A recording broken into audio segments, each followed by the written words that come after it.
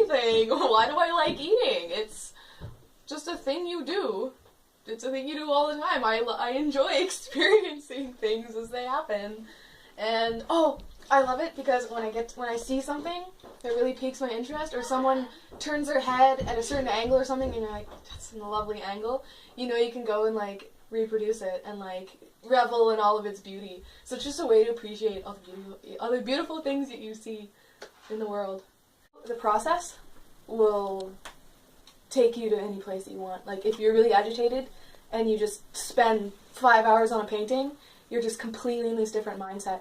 And, just, I don't know, the process of, like, I don't know, using the colors and using all the different strokes to, like, make something feel like it actually has form, even though it's still on a 2D surface, and, like, making it look not quite like it's real. I mean, it doesn't have to be photorealistic, but making it seem like something someone could imagine, like, real enough to be convincing? I don't know, real enough to capture your emotion. So probably my favorite art mediums would be charcoal and gouache, because they're just, like, they're really, like, thick and visceral, and you, like, do a stroke in charcoal on the page, and you can just feel it, like, grit against the paper. It just makes this big mark, and it's dark, and you can smudge it, and it's, like, yeah, it's so powerful. Because I used pencil and watercolor for, like, a 4-year stretch, and watercolor, I love it, it's amazing. But it takes a long time, and you can't get bold colors, and I don't know, the light colors and weak colors are not my thing anymore. But oil paints, even though they're the thickest and most bold at medium, that's kind of also not my favorite, because, like, when you put it on, it doesn't dry, so if you put another stroke of a different color on top of a color, it doesn't show up because it's still wet and it all just mixes. So no thanks. But gouache is the perfect medium because you put it on, it's bold, it's dark, it's opaque, but then it dries in like 5 seconds, and that's why it's nice. Also, oils are like poisonous. So, and also the gouache, if you inhale the dust, you'll get stomach ulcers. Oops. Do I think art is underappreciated? No. People have a lot of appreciation for the arts. I mean, but I think it's misdirected. People are too much of a big fan of, like, the standards, like Van Gogh, maybe Monet, maybe Picasso. People don't even know Picasso that well. And they'll just see a Van Gogh and, like, flip their crap and just be like, wow, it's a Van Gogh, it's so pretty, it's starry art. I mean, it's amazing, but, like, there's, like, maybe 3 or 4 artists that people just love, and they're already dead, and they're not profiting from it. So I feel like it would be nice if people started loving the great art that's being made right now by people who are alive and who are trying to make a living.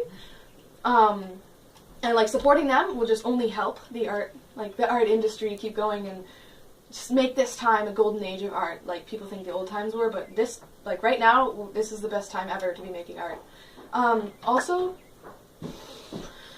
I forgot what I was going to say. I had such a good point, too.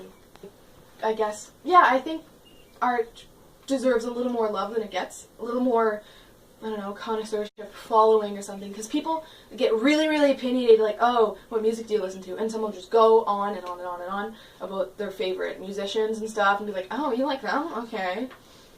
You're uncool. And just, like, have so much more of a knowledge of how diverse and stuff it gets. That'd be really cool if you could ask someone, like, who are your favorite artists? And they would tell you all these different people, and they'd also tell you why.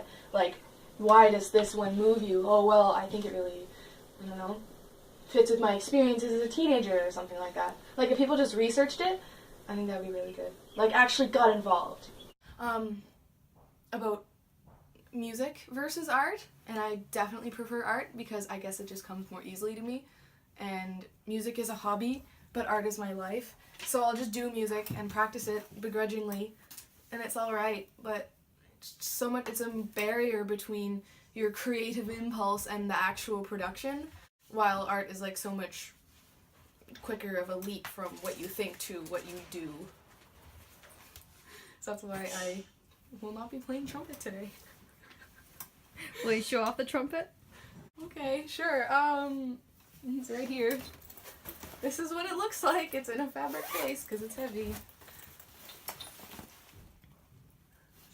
This is it. I'm not gonna play it. The mouthpieces are in the other pocket. The buttons do that! I'm sick, so I'm not gonna play it. That's my excuse.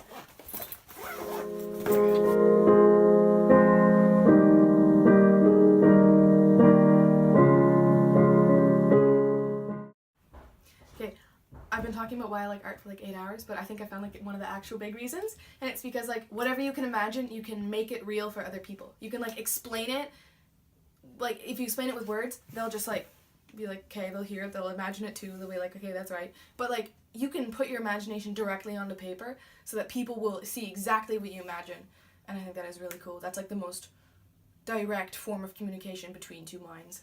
Which is awesome.